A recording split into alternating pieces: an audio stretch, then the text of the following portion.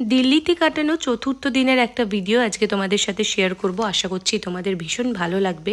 তো আজকে আমরা সকাল সকাল বেরিয়ে পড়েছিলাম, আর আজকে আমরা গিয়েছিলাম ছতরপুর মন্দিরে, যেটা সমর্পিত মা দুর্গার ষষ্ঠ রূপে কাত্যায়নী দেবী নামে। কাত্যায়নী দেবী মা পার্বতীর দ্বিতীয় নাম, আর মা কাত্যায়নী দেবী কিন্তু মহিষাসুরকে বধ করেছিলেন। আর এটা হচ্ছে এই মন্দিরের সুন্দর দৃশ্য, সুন্দর বলা ভুল হবে, অপূর্ব সুন্দর দৃশ্য।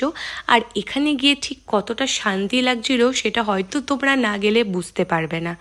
যাই হোক, আমরা যখন গেছিলাম তখন কিন্তু নবরাত্রি চলছিল, যার কারণে মন্দিরে বেশ ভিড় ছিল, যার কারণে মুখ্য দ্বার যেটা বলে মেইন গেট সেটা কিন্তু বন্ধ ছিল, যার কারণে আমাদের এই সিঁড়ি বেয়ে যেতে হয়েছিল।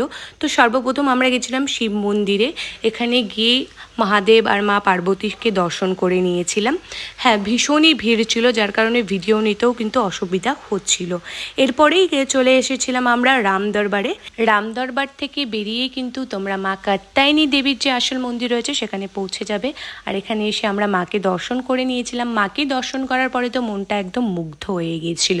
আর এখানে তোমরা হয়তো দেখতেই পারছো যে এখানে কি পরিমাণ ভক্তের সমাগম হয়েছে। তারপরেই আমরা একটু বসে পড়েছিলাম এখানে সৎসঙ্গ শুনতে, যেটা শুনতে ভীষণ ভালো লাগছিল। তো আমরা বেশ একটা সময় এখানে বসে কাটিয়েছিলাম। এবার একটা সুন্দর জিনিস তোমাদের সাথে শেয়ার করব। এই যে এখানে রূপোর বিছানা, বাকি ড্রেসিং টেবিল, বাকি সাজসজ্জার যত জিনিস দেখতে পাচ্ছ, এখানেই নাকি মায়ের শোয়ার ঘর ছিল, আর মা নাকি এখানেই থাকতো, বাদ বাকি সাজসজ্জা সব এখানেই করতো।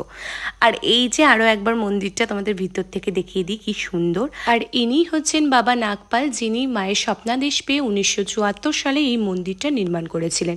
সালটা আমার সঠিক জানা নেই, তাই ভুল দুটি মার্জনীয়।